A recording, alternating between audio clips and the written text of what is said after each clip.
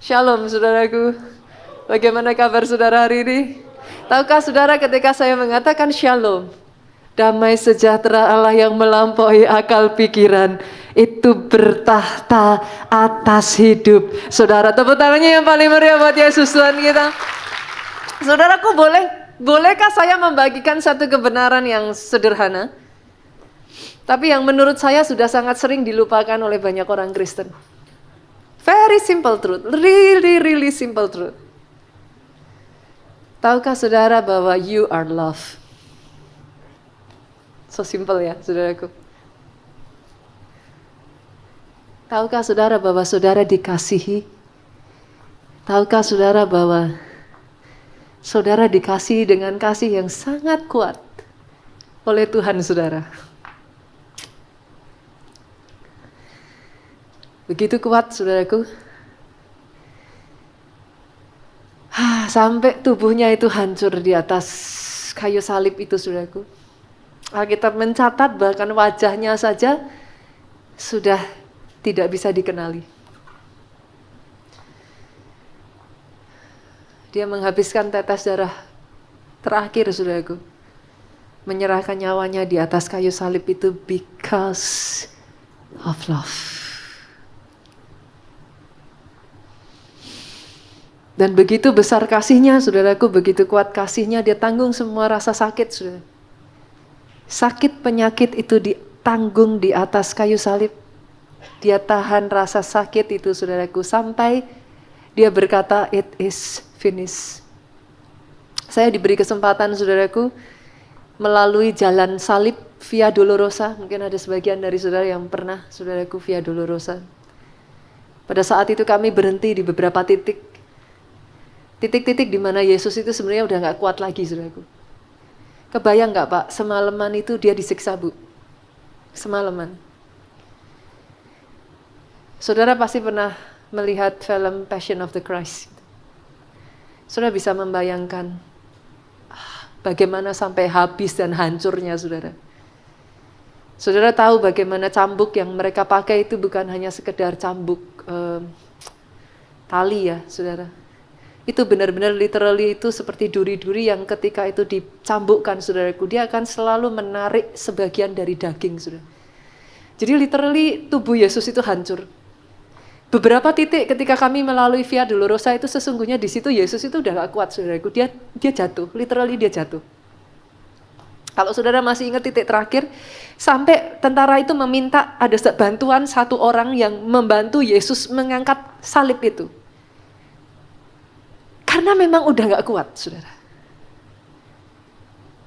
Tapi izinkan saya mengatakan seperti ini, saudara, kepada saudara.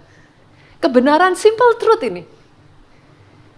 Di tengah dia sudah tidak kuat lagi, yang dia pikirkan adalah saudara. Itu yang membuat Yesusmu bangkit kembali, dia menyelesaikan sampai di atas kayu salib, sampai di titik terakhir, because of you. Kita yang harusnya jujur ya saudaraku, kita semua tahulah kita sudah lahir dengan dosa. Dan gak ada jalan lain, udah pasti kutuk, udah pasti tulah. Tapi dia gantikan semuanya itu, dia ambil semuanya itu supaya saudara bisa dibebaskan. Dan alih-alih kutuk, saudaraku, engkau diizinkan hidup dalam kepenuhan berkat Tuhan. Because of love, you are blessed.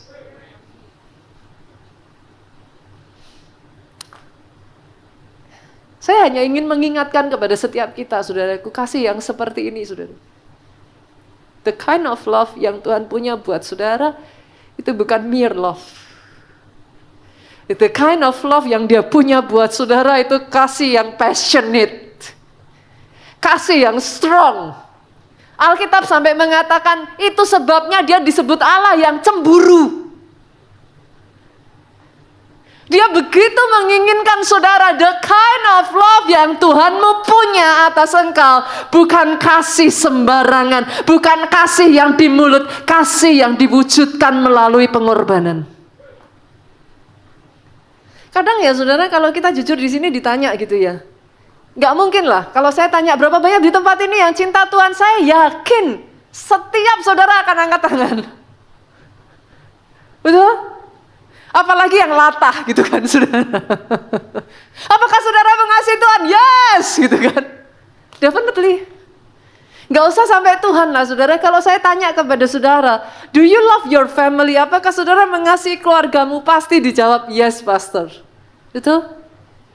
Tapi maaf saudaraku, sama-sama bilang I love you, the degree of love can be different. Dimensi kasihnya bisa beda, level kedalaman kasihnya bisa beda. Sama-sama bilang I love you. Ada sebagian dari saudara yang bilang I love you hanya sampai di sini. Iya memang ya di mulutnya sayang. Tapi mukul ya jalan terus. How can it be?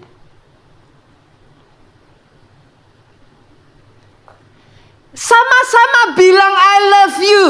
Perhatikan baik-baik saudara. Saya ingin mengajak saudara untuk memahami. The degree of love is different. Ada sebagian yang kasihnya itu cuma sampai di feeling gitu. Ya kerasa sayang kok pastor, kerasa sayang gitu. Sayang.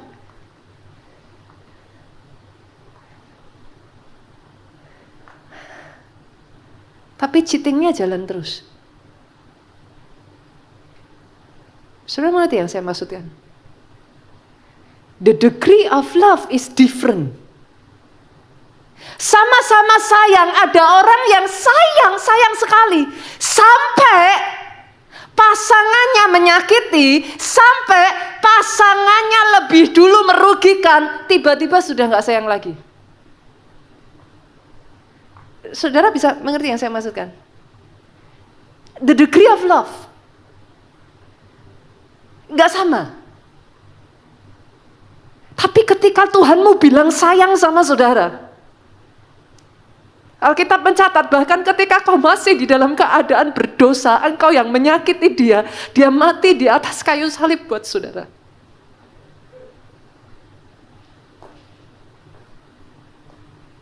Saya berharap saudara bisa mengerti yang saya katakan ini. Doa saya ya Pak, bertumbuhlah dalam level kasih-Mu. Karena kita sebagai manusia jujur saudaraku, we cannot give, kita nggak bisa ngasih kalau kita nggak nerima gitu. 1 Yohanes 4 ayat 8 berkata, dia bukan punya kasih, he is love. Dia kasih. God is not like giving love. God is love. He is love. Satu-satunya jalan engkau bisa bertumbuh di dalam level dimensi kedalaman kasih-Mu. Gak ada cara lain. Jangan bicara soal mengasihi manusia lah saudara. Ngasihi Tuhan dulu. Apalagi ke manusia. Kalau saudara tidak menerima kasih, kepenuhan kasih yang daripada Tuhan sendiri, engkau incapable of love. Manusia itu incapable of love. Hanya pada saat saudara buka hatimu lebar-lebar, izinkan kasih Tuhan itu ngalir. Karena kalau enggak ya saudara, kita tahu, kita ngerti, kita harusnya begini. Tapi incapable. Tapi ketika saat saudara seperti tadi menyembah, engkau mengizinkan kasih itu mengalir. Kerasa enggak saudara kadang nyembah pengennya nangis? Kan kalau dipikir enggak ada kaitannya ya. Nyembah kok nangis, gitu kan? Tapi yang saudara tidak ketahui, when he is present, ketika Tuhan itu hadir, the God of love, He is all giving. The God of love will just hug you just like that. Itu sebabnya saudara kenapa nangis? Karena saudara bisa merasakan kasih Allah itu mengalir dan memenuhi kehidupan saudara. Itu sebabnya hari ini saya ingin menyadarkan saudara pada satu simple truth. You are loved. You are accepted. Simple ya saudara. Tapi kadang kalau kita nggak hati-hati, banyak orang Kristen ada di dalam rumah, tapi merasa nggak layak. Berapa banyak orang kalau saya bilang, Pak, ikut baptis ya. Jawabannya apa? Pastor, saya masih kotor, saya masih gak layak. Itu pernah dengar familiar ya Pak ya, kata-kata seperti itu. Izinkan saya katakan ini saudaraku. He love you just the way you are. Hari ini saya ajak setiap saudara embrace the love. Terima kasih itu memenuhi saudara. Izinkan kasih itu penuh dalam hidupmu. Karena ketika engkau kepenuhan kasih, barulah engkau bisa mengasihi. Jadi. Terima itu jadi atas pribadi, lepas pribadi. Dari situ degree of love, kasihmu bertumbuh. Engkau dimampukan berkorban untuk Tuhan. Engkau dimampukan mengasihi Tuhan lebih. Engkau dimampukan next, bukan hanya Tuhan saudara, mengasihi orang yang di sekelilingmu. Mengampuni orang yang sudah menyakiti engkau. Tampar pipi kanan, bukan balas 2 kali lipat pipi kiri, saudaraku. Yang mengerti aminnya yang paling keras? Ketika kau penuh dengan kasih, you are capable of love. Ini yang terjadi, saudaraku. Saya akan mengajak saudara melihat apa sih yang terjadi di dalam kehidupan seseorang ketika kasih itu bekerja dalam kehidupannya. Kita lihat ya saudara, kehidupan Petrus yuk. Apa yang terjadi pada Petrus ketika dia berjumpa dengan bahasa saya sang kasih, saudaraku. 1 Yohanes 4 ayat 8 tadi dengan jelas mengatakan he is love. Boleh ya saudara kalau saya panggil dia sang kasih. Because he's not giving love, he is love himself gitu. Saya bukakan ya Yohanes 21 ayatnya yang ke-15 sampai 17, yang sudah ketemu boleh katakan amin. Jangan lihat ke depan saja, boleh nggak saudaraku? Buka Alkitab saudara, baik itu di handphone ataupun Alkitab saudara, buku saudara. Saudara di sini ada nggak ya? Saya tuh masih kapan lalu ketemu loh yang bawa buku Alkitab. Ada nggak di sini yang bawa Alkitab? Adakah? Nggak ada ya? Sekarang sudah di handphone Alkitabnya. Boleh dibuka nggak saudaraku? Tapi kalau buka Alkitab signalnya dimatiin bolehkah? Jangan buka Alkitabnya tersesat sampai ke WA saudaraku. Oke ya. Sama-sama. Kita baca ya, bantu saya akan baca pasal 15, saudara baca ayat yang ke-16, ayat 17 kita baca sama-sama. 2, 3, sesudah sarapan, Yesus berkata kepada Simon Petrus, Simon anak Yohanes, apakah engkau mengasihi aku lebih daripada mereka ini? Jawab Petrus kepadanya, ini pertanyaan spesifik loh saudara. Simon anak Yohanes, apakah engkau mengasihi aku lebih daripada mereka ini? Karena once upon a time, masih ingat gak saudara? Petrus mengatakan kepada Yesus, aku mengasihi engkau. Kalau yang lain mundur, aku maju. Simon mengatakan itu kepada Yesus. Yesus di sini tuh ngomong sama Simon, apakah engkau mengasihi aku lebih daripada semua orang ini? Jawab Simon kepadanya, benar Tuhan, engkau tahu bahwa aku mengasihi engkau. Kata Yesus kepadanya, gembalakanlah domba-dombaku. Ayat 16 dengan suara keras 2, 3. Kata Yesus pula kepadanya, untuk keberapa kalinya saudara? Kedua kalinya, Simon anak Yohanes, apa saudara dengan suara keras? Apakah engkau mengasihi aku? Jawab Petrus kepadanya, benar Tuhan, engkau tahu bahwa aku mengasihi engkau. Kata Yesus kepadanya, gembalakanlah domba-dombaku. 17. Kata Yesus kepadanya untuk keberapa kalinya? Ketiga kalinya. Ini sangat aneh saudara. By now, apakah saudara merasakan something is off? Kenapa juga Yesus sampai tanya 3 kali? Apa Yesus gak percaya jawaban Petrus? Kita baca dulu saudara. Simon anak Yohanes, apakah engkau mengasihi aku? Nah, sampai di titik ini saudara, Alkitab berkata, maka sedih hati Petrus. Kenapa Petrus sedih? Apa karena Yesus mengulang pertanyaan itu 3 kali? Is it because of that? Gitu, Petrus sedih? Karena Yesus berkata untuk ketiga kalinya, apakah engkau mengasihi aku?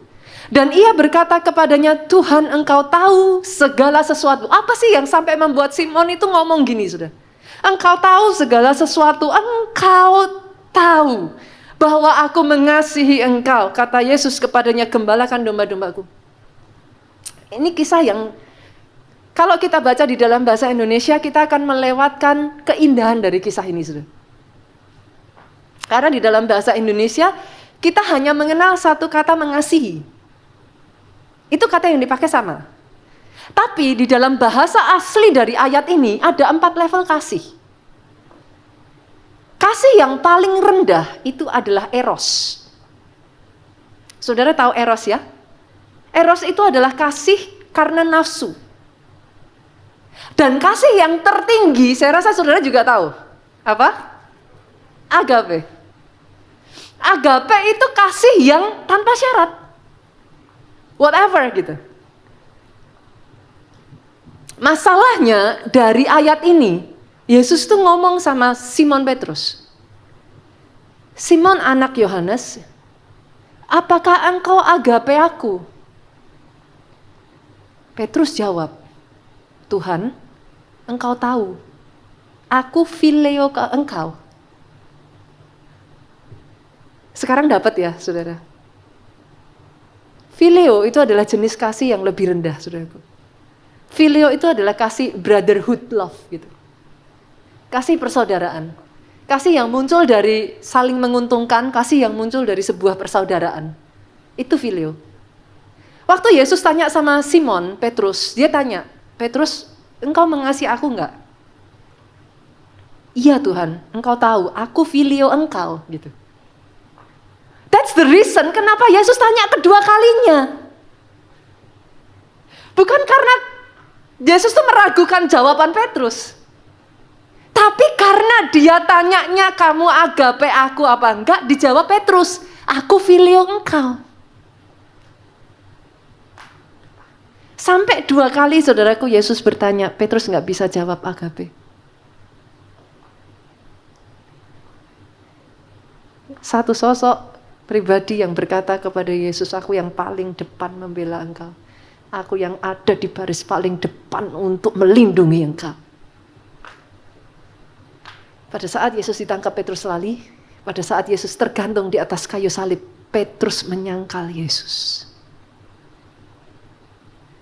Saudara kebayang nggak rasanya Petrus, kayak saudara jadi Petrus, ketemu sama orang yang saudara udah janji. Saudara tuh udah ngomong gitu loh. Level kasihnya Petrus hanya bisa sampai di situ. Bukan Petrus nggak mau. He is incapable of it. Ketika dia ketemu dengan Yesus, dia tuh kayak, apa sih saudaraku, kalau bisa tuh kepala udah nunduk, dia udah nggak bisa ngomong apa lagi. Dia cuman bisa ngomong, Yesus. Itu sebabnya kali ketiga Yesus bertanya, saudara. Tahukah saudara Yesus bertanya apa kali ketiganya, saudaraku? Apa yang membuat sedih hati Petrus? Kali ketiga Yesus bertanya, Petrus, apakah engkau phileo aku? Itu Petrus hancur hati.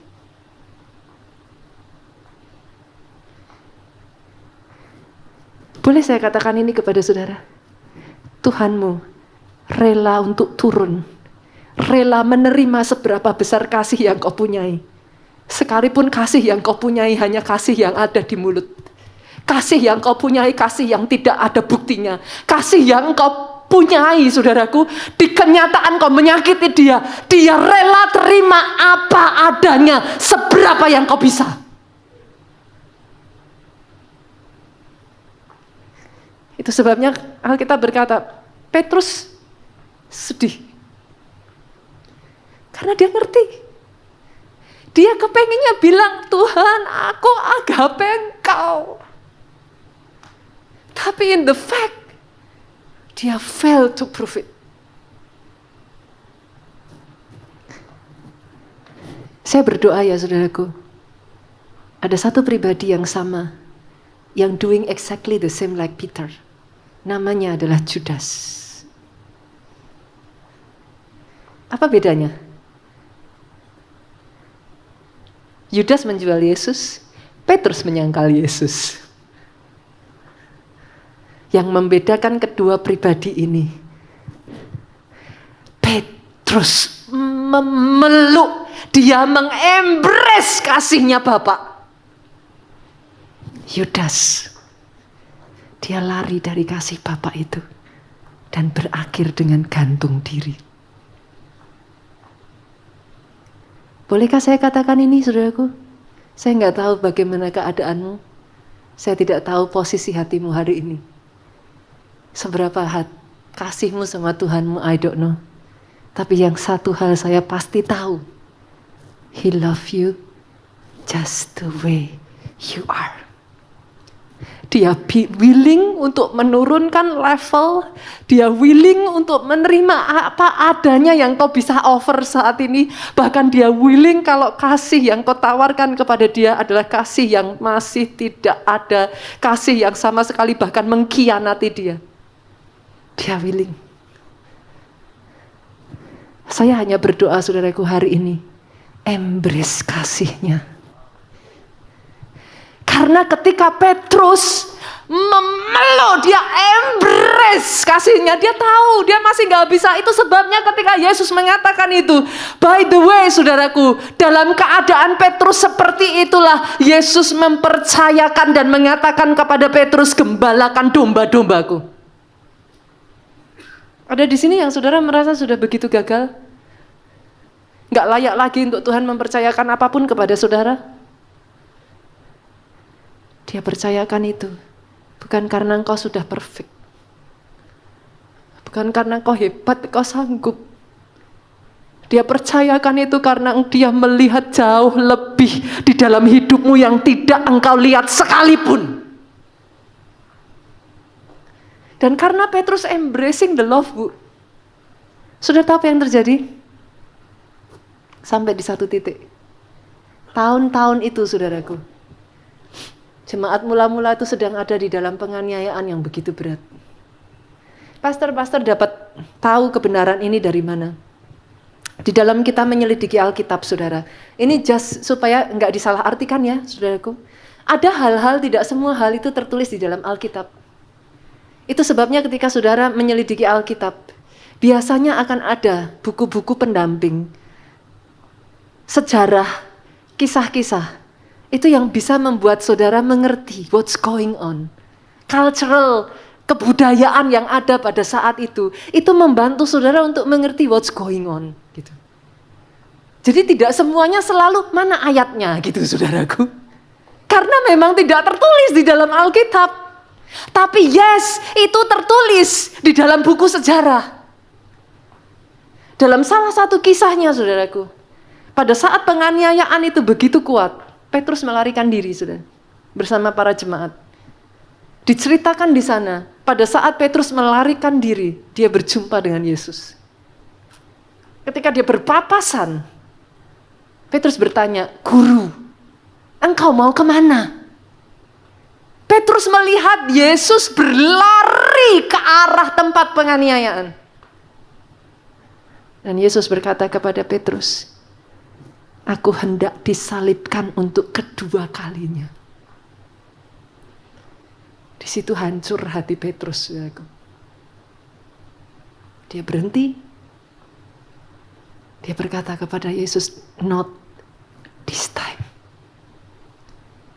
Petrus yang tadinya lari, saudaraku, dia berbalik. Dan disitulah dia disalib terbalik.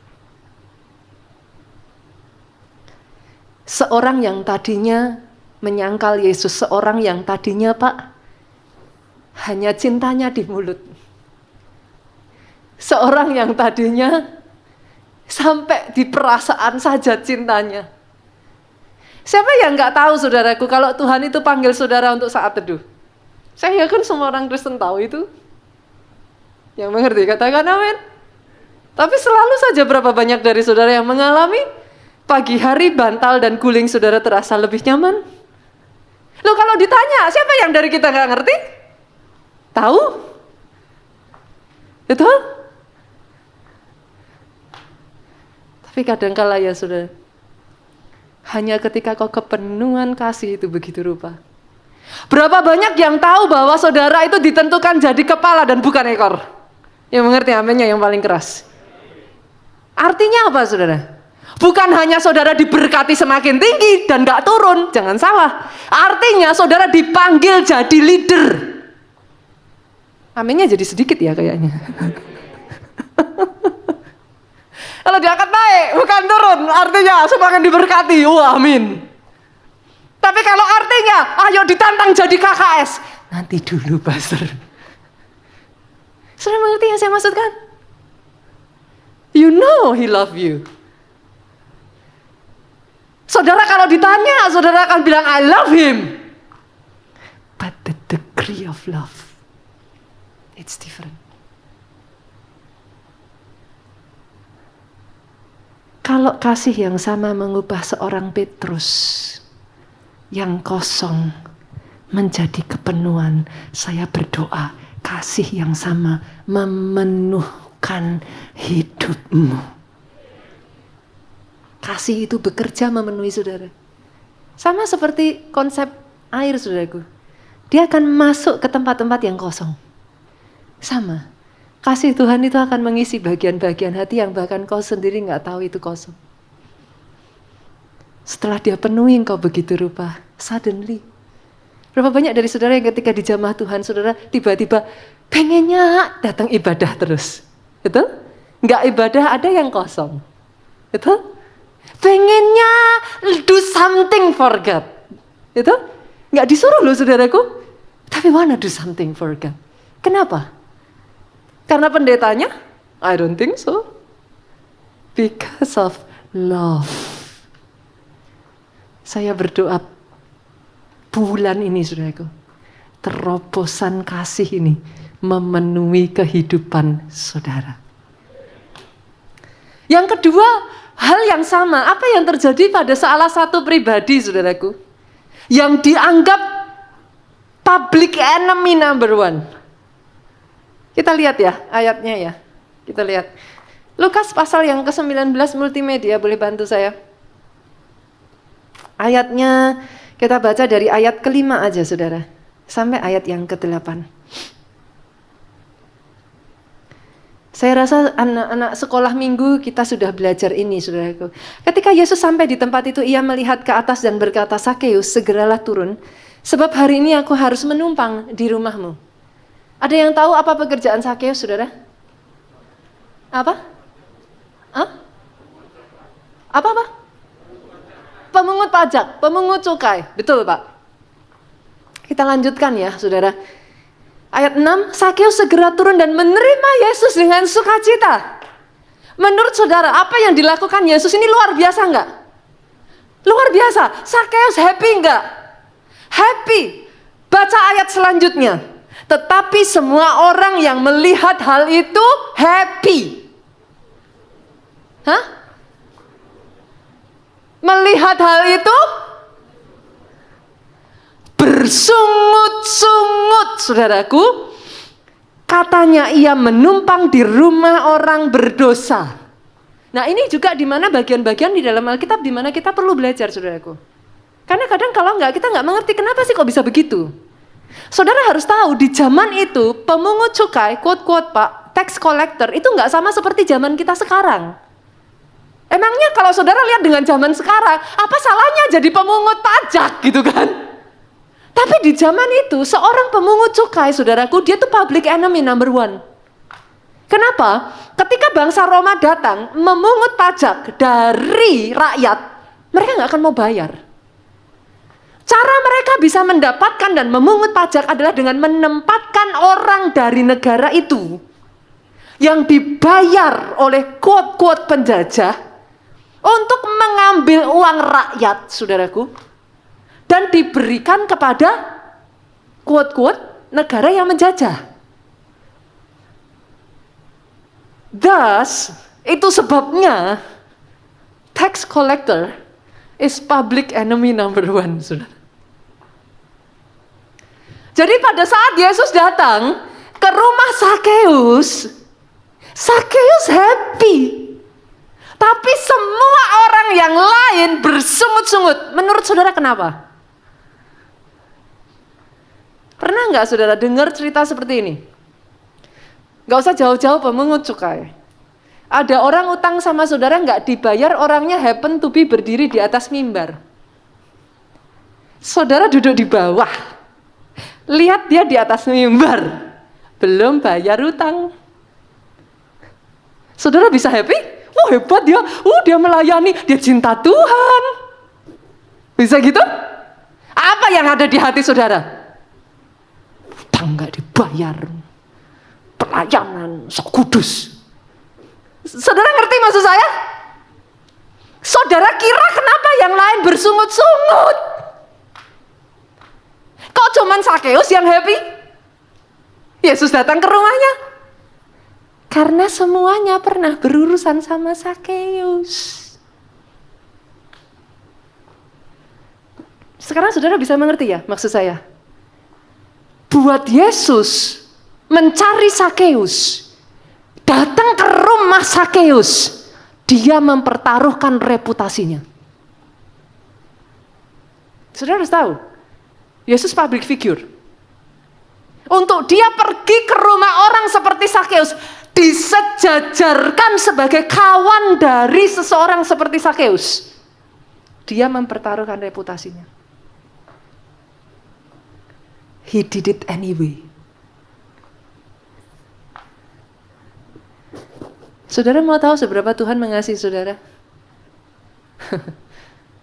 You will be amazed. Saudara tahu kenapa hidup saya berubah? He loved me just so much. I owe him everything I have. Saya melakukan yang saya lakukan bukan karena saya harus. Tapi no matter saya berusaha untuk repay his goodness, he always outnumber me. Saya nggak akan pernah bisa bayar. Sakeus tahu hal itu, saudaraku. Dia melihat hal itu. Saudara tahu apa yang terjadi?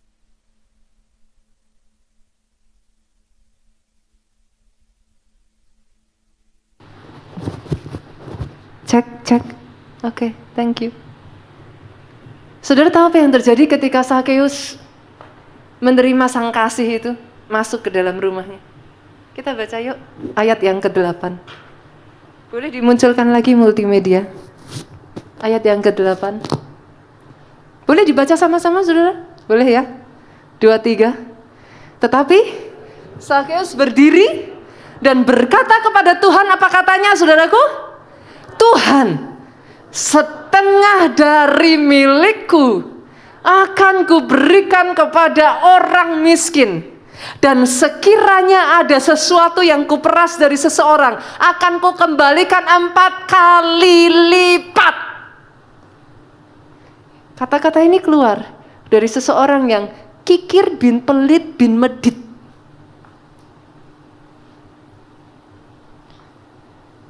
Let's count ya. Saya ajak berhitung ya saudara. Hari itu seberapa banyak Sakeus kehilangan hartanya? Alkitab mencatat seberapa tadi diberikan kepada orang miskin? Setengah, oke? Sisa berapa? Setengah, oke? Dari yang setengah itu, coba dihitung. Yang bersungut-sungut tadi 1 orang, 2 orang, 3 orang. Balik ayat 7 saudara. Balik ayat 7, multimedia. Tetapi 5 orang yang melihat hal itu bersungut-sungut. Tetapi 10 orang yang melihat hal itu bersungut-sungut.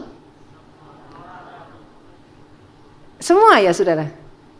Semuanya itu berapa semua? Balik ayat 1 boleh nggak? Multimedia. Yesus masuk ke kota Yeriko dan berjalan terus melintasi kota itu. Di situ ada seorang bernama Sakeus, kepala pemungut cukai, dan ia seorang yang kaya. Ia berusaha untuk melihat orang, apakah Yesus itu, tetapi ia tidak berhasil karena orangnya sedikit.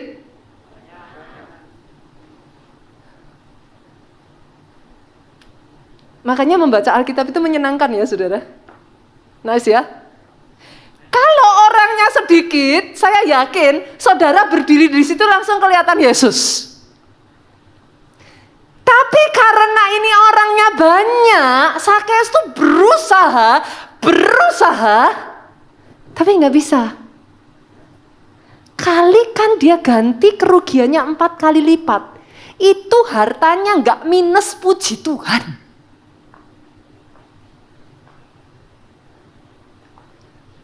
Hari itu, Sakeus kehilangan segalanya.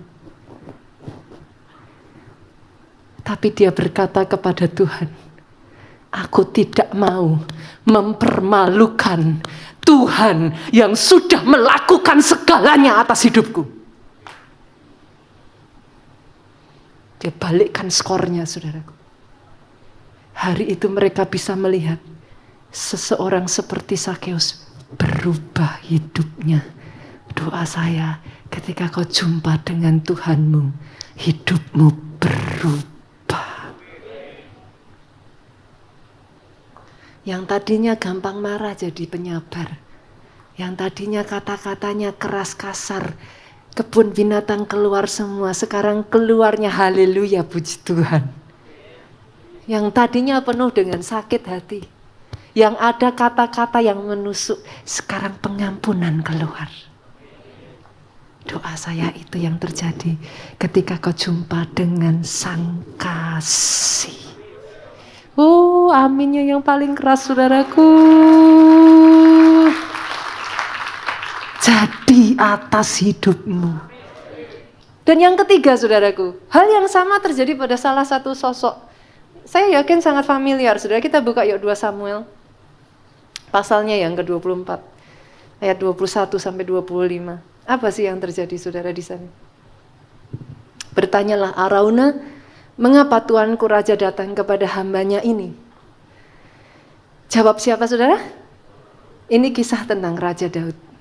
Untuk membeli tempat pengirikan ini daripadamu dengan maksud mendirikan mezbah bagi Tuhan, supaya tulah ini berhenti menimpa rakyat. Saudara lihat ke depan terlebih dulu. Satu ketika terjadi tulah, saudaraku, di antara umat Israel. Pada saat itulah, saudaraku, Tuhan memberikan satu perintah kepada Daud untuk mendirikan mezbah di tempat yang dimiliki oleh Arauna ini. Masalahnya, saudara, di zaman itu saudara harus mengerti, seorang raja itu punya power. Raja nggak akan boro-boro beli. Dia minta aja, itu dikasih. Itu yang dilakukan oleh Arauna. Kita lihat ayat ke-22.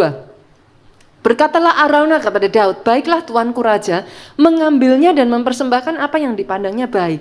Lihatlah, jadi bukan cuma tanah, saudara, ada lembu-lembu untuk korban, ada eretan pengirik, alat perkakas lembu untuk kayu bakar. Semuanya ini ya raja diberikan Arauna kepada raja. Arauna berkata pula kepada raja, kiranya Tuhan Allahmu berkenan kepadamu. Sampai ayatnya yang ke-23 ini, saudaraku. Saudara, masih saya ajak ya untuk saudara refresh gitu. Masih ingat kisahnya pada saat Raja Ahab kepengen punya kebun anggurnya Nabot. Apa yang dilakukan? Ahab bilang, dijual enggak? Nabot bilang, enggak dijual. Apa yang terjadi pada saat itu, saudara? Isabel bilang sama Ahab, bunuh aja Nabot, ambil kebun anggurnya. Yang mengerti, katakan amin. Arauna bilang sama Daud, enggak usah beli, kasih free. Berapa banyak di sini yang suka tulisan sale? Ibu-ibu, aminnya yang paling keras. Saya rasa semua dari kita senang tulisan sale ya saudaraku. Berapa banyak yang lebih suka kalau for free? Tiba-tiba langsung amin pastor. Saudara mengerti yang saya maksudkan? Daud dikasih gratis saudara. Tapi apa kata Daud? Lihat ayat 24, yuk. Saya tuh takjub sama Daud saudara. Tetapi berkatalah Raja Daud kepada Araunah, bukan begitu. Melainkan aku mau membelinya daripadamu dengan membayar harganya. Sebab aku tidak mau mempersembahkan kepada Tuhan Allahku korban bakaran dengan tidak membayar apa-apa. Sesudah itu Daud membeli tempat pengirikan dan lembu itu dengan harga 50 shikal perak. Daud mendirikan di sana mezbah bagi Tuhan, mempersembahkan korban bakaran, korban keselamatan. Maka Tuhan mengabulkan doa untuk negeri itu dan tulah itu berhenti menimpa orang Israel. Wow.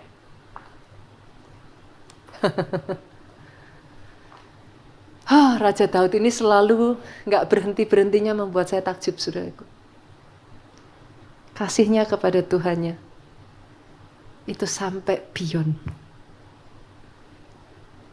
Buat Raja Daud, it is a privilege untuk bisa melakukan sesuatu untuk Tuhannya. Saya berdoa ya saudaraku ya, setiap saudara di tempat ini ya, akar kasihmu sama Tuhanmu itu begitu dalam, sampai itu tidak menggoyahkan saudara. Masih ingat kisah ketika Daud membawa tabut perjanjian ke Yerusalem? Apa yang terjadi masih ingat? Usa disambar, mati saudaraku. Daud gagal membawa tabut itu masuk ke Yerusalem. Saya tanya saudara, apakah yang dilakukan Daud untuk membawa tabut perjanjian itu sesuatu yang baik atau sesuatu yang salah? Saudara? Baik. Ada di sini yang saudara berkata, Pastor, apa yang aku lakukan yang baik. Ada yang ngomong, kenapa Tuhan izinkan terjadi atas hidupku? Hebatnya Daud saudara, hal itu tidak membuat iman Daud goyah. Hal itu tidak membuat Daud mempertanyakan Tuhannya. Hal itu membuat Daud study the Bible even more. Dia cari dalam Alkitab, apa yang Tuhan mau? Adakah aku berbuat salah? Adakah aku melakukan dengan cara yang tidak sesuai dengan yang Tuhan mau? Kadang ya saudaraku, berapa banyak dari saudara yang mau bukan jadi anak gampangan, tapi anak yang dididik Tuhan. Tapi untuk dididik, yes, diizinkan masalah. Tapi kalau akar kasihmu kuat, masalah, tantangan tidak membuat engkau goyah. Kalau akar kasihmu kuat, masalah, tantangan membuat engkau lebih mencari Tuhan. Karena Tuhan gak mau jadikan kita anak-anak gampangan, amin Pak. Dia mau bangkitkan saudara jadi lebih dari bamenan. Berapa banyak dari saudara yang mau katakan kepada Tuhan, Engkau sudah begitu baik Tuhan, lebih dari segalanya. Dengan apa ku aman, ya, mohon katakan segala kebaikan-Mu. Oh yes Lord. Segenap hatiku menyembah-Mu Yesus.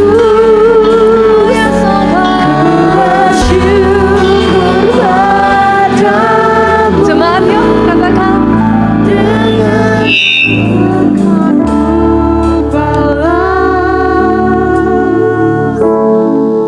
segala kebaikan.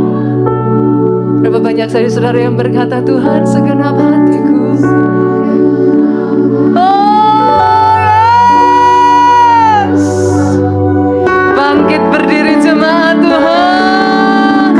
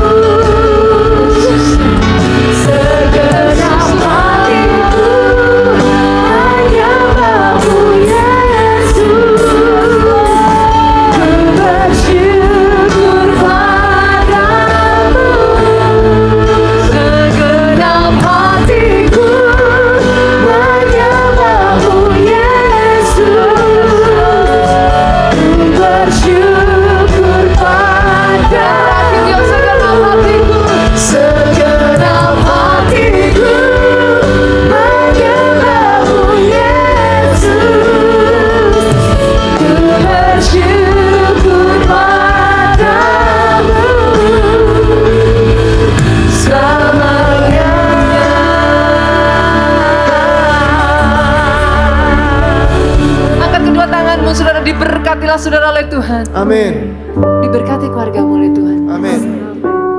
Atas hidupmu saudaraku. Panjang umurmu. Amin. Sehat sesehat. Amin. Masa depan yang gilang gemilang itu yang Tuhan berikan atas hidupmu dari mulutmu. Tidak henti-hentinya muncul kesaksian. Amin. Tentang betapa baiknya Tuhan itu atas hidupmu.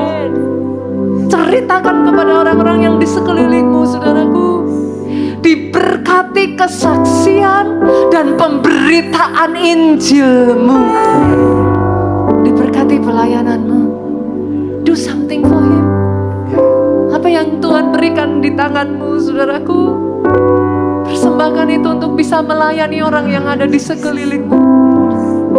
Pulanglah saudara dengan membawa sukacita, damai sejahtera Allah Bapa, cinta kasih Yesus Kristus melimpah atas hidupmu. Persekutuan dengan Roh-Nya sekarang sampai selama-lamanya. Kau yang diberkati, katakan dengan suara yang paling keras, amin.